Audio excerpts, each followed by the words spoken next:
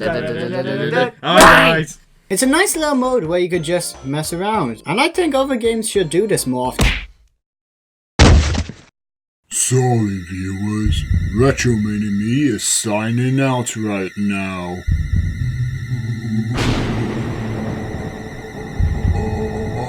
Ugh, Ecco the Dolphin! I brought this game up a few times in my last review by accident. You could probably tell that I really don't like this game. At all. Figures that my evil clone Retrominimii would kidnap me to play this game. That's right, and you're not leaving till you finish this game. This was released for the Sega Mega Drive on the 29th of December 1992 in North America, somewhere in December of 1992 in Europe, and the 30th of July 1993 in Japan. It was also ported to the Master System, Mega CD, and PC. So, why do I hate it? Let's find out. The story begins with Ecco and his pod, which I guess is his family? And now what? What do I do? Okay, so I guess I'll talk to the dolphins. Huh, you think you could take me on? Who does he think he is? I'm the master of...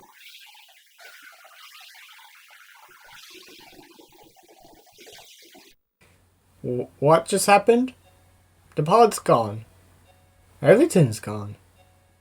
Okay then, Retrominimii signing out. Just play the game. Ah well, worth a try. Okay, might as well go and see what happened to them. While doing that, I should probably talk a bit about the gameplay. Obviously, you're a dolphin, and like a dolphin, you can swim underwater and jump in the air.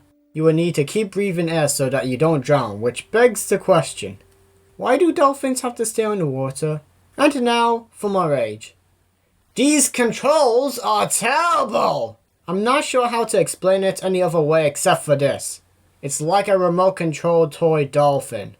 Hey Sega, if I wanted to play a dolphin simulator, I'd play a dolphin simulator. Jumping in the air doesn't work very well. I keep bumping into everything, and to top it off, killing enemies are pain! You can attack them by charging into them using the B button, but it barely works right. Plus you don't have long enough invisibility frames, so it's very easy to die. Besides the charge attack, you can also use your sonar by pressing A to talk to all the dolphins and bring up the map. Sounds useful, right? Well, here's the problem. 1. You have to hold the button down and stay in place, which is nothing more than an annoyance at first. But then you realize that you don't have time to bring it up. And 2, while it's up, pressing any button, even the D-pad, will close it down. Anyway, you talk to an orca, because why not? And he tells you to find a whale called the Big Blue who might help Ecco. So off we go. I guess now is a good time to talk about the presentation too.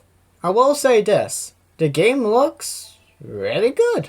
I wouldn't say they're beautiful, but they did a really good job on the details. I mean, just look at all them rocks. You can definitely tell they put their time and effort into the visuals. Unfortunately, the same can't be said for the sound design. They're terrible. I just can't stand the music at all. You may be thinking to yourself, oh, it's not so bad, it's actually nice to listen to. Well, listen to this.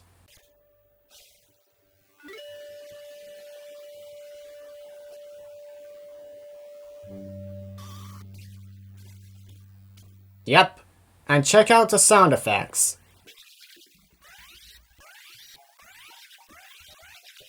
Very irritating. I know that the Mega Drive has limitations and everything, but don't push it to the point where it's about to die. People say it sounds very atmospheric. What's so atmospheric about a singing rat? I'm, of course, only talking about the Mega Drive version. Sega ported this to the Mega CD, Master System, Game Gear, and PC a few months later. There are a few changes in the Mega Drive version. 6 extra levels were added, a few glitches were fixed, and best of all, the soundtrack was given the compact disc treatment. Now the music sounds atmospheric.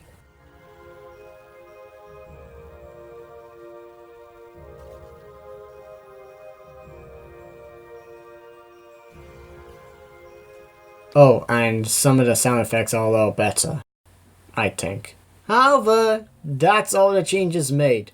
The graphics are the same, the gameplay is the same, and it even keeps the password system despite the Mega CD having internal memory. Why? Unfortunately, I don't own a Master System nor a Game Gear, so I can't say much about these versions. But luckily, there's this weird website called YouTube, so I guess I'll see what that's like. It's 8-bit. Nothing else to say. Oh, and as for the PC version, I'll get to that later. Anyway, back to my favorite version of my favorite game!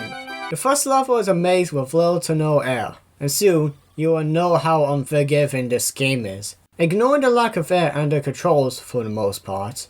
Dying happens often. There's the shell that you have to use to destroy those rocks, but good luck with that with these terrible controls, and I can't figure out how to get past this damn octopus. I know it doesn't look bad, but I've died so many times on my first playthrough that I've mastered this. Yes, this isn't my first time going through this game. I've played this through the Sega Mega Drive Ultimate Collection Pack on the Xbox 360, and I was using save states. To be serious for a moment, I was gonna use the footage from that version, but at the time my capture card was glitching up, and since then, I've actually got the cards for the Mega Drive, so I've got to beat this game again. And I may have mastered it before, but that doesn't mean it'll be any easier. Also, crystals. Crystals. There's supposed to be Final Fantasy looking crystals living with the dolphins. Am I the only one who finds this odd? Anyway, they block the way so you have to find another crystal, touch it, and use your sonar against the crystal blocking your path. You shall not pass! Some of them also give you hints. Huh? Swim slowly past 8 arms? What does that mean? Shut up! It's not funny! Also, when you pause the game, these bars show up. What are they? What do they mean? I'm not even joking. This doesn't even get referenced or used or anything throughout the rest of the game. So, what's the point of them? After that, you will have to save the other dolphins pod who are trapped. Twice! Oh god! Water currents is now a turn. The dolphins won't follow you sometimes. Finding them in general is a pain. And there are enemies that follow you! And with the bad controls, good luck killing it because there's no escaping it! And you still have to find the exit? If you do find all of the dolphins, you will get the ability to use your sonar to do damage to other enemies. Which sounds cool, but you have to press A immediately after pressing B, which is really awkward to do. Why couldn't it just be A? I mean, it's not like I'm gonna use it for anything else besides talking to dolphins and bringing up the map, which I still had to hold the A button anyway. Later, we are told to find the Big Blue. And now all of a sudden we get dropped into the great big ocean. Swim right and avoid the sharks. Leave me alone. Leave me alone. Leave me alone!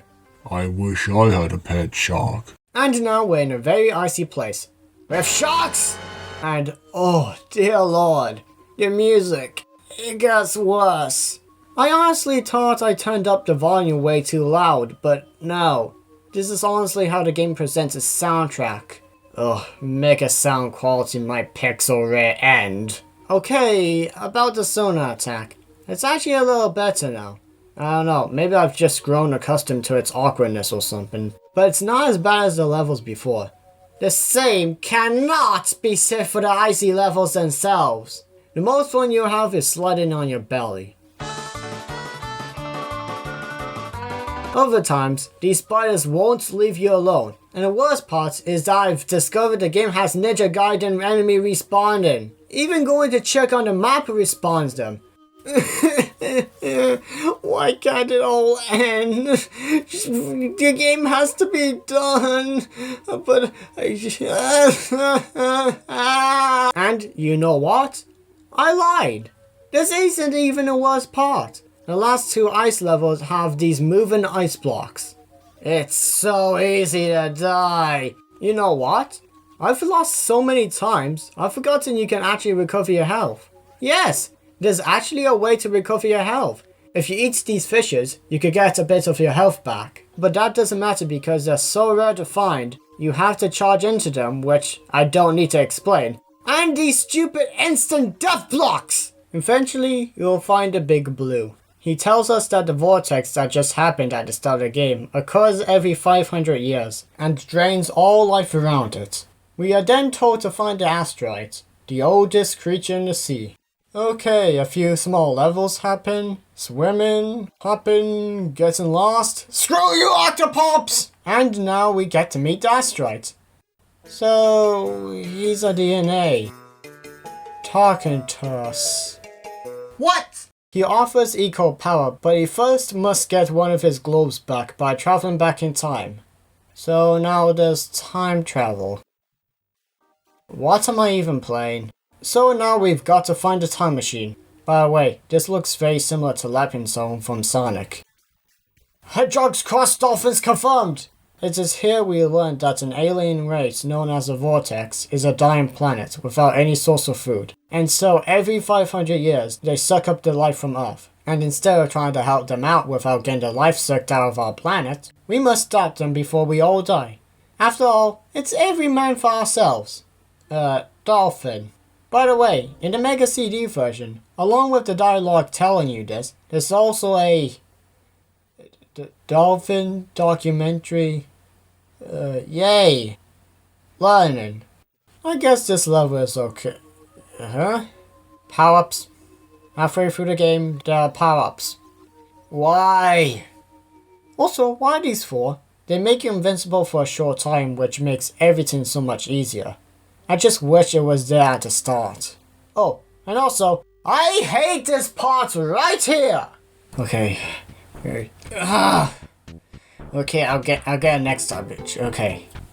Just get up there. Okay, I got this. Get up! Okay, get up there. Yes, thank you. Oh, for God's sake, there's another one. Okay, get up. How do I get up there? It's just too high. It's too high. Okay, I've got a bit of momentum. Like Sprinyard Zone from Sonic. Oh my God! Okay, found the time machine, and now it's time to go back in time. It is Sonic 4. Don't send that again. And talk about time travel. And by the way, screw these levels! There's no way to heal in the past apart from these even rarer power-ups. Some of the crystals are slightly hidden. And these enemies! They follow you wherever you go. It's near impossible to kill them without half your life drained. And there's no way of escaping it. Come on, Sega. You bring this douchebag with me for the ride and respawn them whenever I bring up the map. I should also bring up another issue with this game. There are no checkpoints. Meaning that if you die, you go all the way back to the beginning of the stage. It might not seem bad at first, but the later levels just drags on forever. However, in the Mega CD version, if you die, you start at the last crystal that you've unblocked. Never get the Mega Drive version! Also, I got stuck. Okay, here's Asteroid Time. Why is he attacking me? Why can't I beat him? What do I do? You know what? I don't have to be fair with this game. I can cheat. Yeah, believe it or not, this game has cheats. If you pause the game while Eco is facing the screen and press the following on screen, you get access to stuff like changing the music, which, by the way, there are some good unused music here. How come these ones used in the game? Changing the speed of the music, a level select, infinite health, and warping to any coordinates in the level. This is probably the most interesting cheat screen I've ever seen in any video game. But I'm not allowed to do that, am I? No. I've spent an hour on this level, no joke. It's not even that hard. Every time I go back to this guy, I keep instantly dying and I had to restart the whole stage all over again. Okay, I figured out what I had to do, and you will not believe this. You have to charge into his globes, but only the ones of the same color. And it has to be all of them. How were you supposed to figure that out? Okay, beaten him, and now time traveling back to our own time. without using the time machine. Anyway, head back to the DNA fish, give him back his globe, which, now that I think about it, is really my fault in the first place. And he turns our sonar into a deadly weapon to the aliens, which is much better than a chuck and shoot way, as well as giving us the ability to breathe underwater, and slowly regenerates health over time. Thank you! And now we must go back in time. Again to the point where Eco's pod has been sucked up by the vortex. Okay, Steven Spielberg moment, back at the beginning, and now all we have to do is jump in the air again, and in we go! It's an auto-scroller. I hate auto-scrollers. And holy cheese! This part is impossible! There are these turns everywhere that will kill you faster than you can regenerate. And after that, you get more auto-scrolling! Remember when I said that the later level drags on? This auto-scroller takes forever. Not to mention, it just scrolls wherever it wants to go. Meaning that you'll get caught due to the edge of the screen, and you'll have to start it all over again. Plus, these enemies will kill you, not in seconds, in 1 second. And then we get to the queen. So, guess how you're supposed to kill it. Just guess. Charge into her eyes, then into her mouth, and then the rest of her body. What? And be careful not to die, because if you do, you don't have to start the beginning of the boss fight. You go all the way back to this. After you destroy the queen, which could potentially cause the destruction of the species in the future. The future. You escape with your pod, they say thank you, you get a code for the boss after you've beaten the game, are you kidding me? Credits, and it's back to the title screen where pressing any buttons won't do anything. Not like I wanted to play the game again anyway. And what are these for? And that was Ecco the Dolphin. I still think it's the worst game out there. With terrible controls, awful music and sound effects, except for the Mega CD version, that one's nice to listen to. Terrible level design, nice graphics, bad physics, and overall, just not fun. I just don't get how everyone thinks it's the best Sega game out there. And apparently the developers intentionally made this game hard because he didn't want kids to beat it over a rental week. So, instead of making many fun levels and secrets to explore, he made it so unfair that you'll have a better chance of surviving out in the ocean yourself than in this game. If you see this game, burn it. There's no chance you'll get any enjoyment in this game whatsoever. If you want a slightly less annoying version of this game, I recommend getting the PC version, mainly the enhanced version made to work on modern PCs. It's got a few cutscenes, the graphics are way more detailed, you can choose up to 3 difficulties, the map is much more useful and pressing any direction won't take it down, and it adds a save feature. Yes! The only flaw I have with it is that the analog controls are super sensitive and I can't find a way to turn it off. If you want the quote-unquote best experience, then get this version. Just whatever you do, don't get the original version. For some reason, Sega keeps re-releasing that version.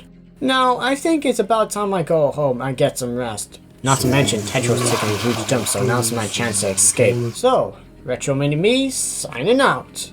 Hey guys, I was in big pain with this game, but I hope it made for a good review. Please like, comment and subscribe to my channel and visit my social media. If you feel a bit extra kind, please support me on Patreon.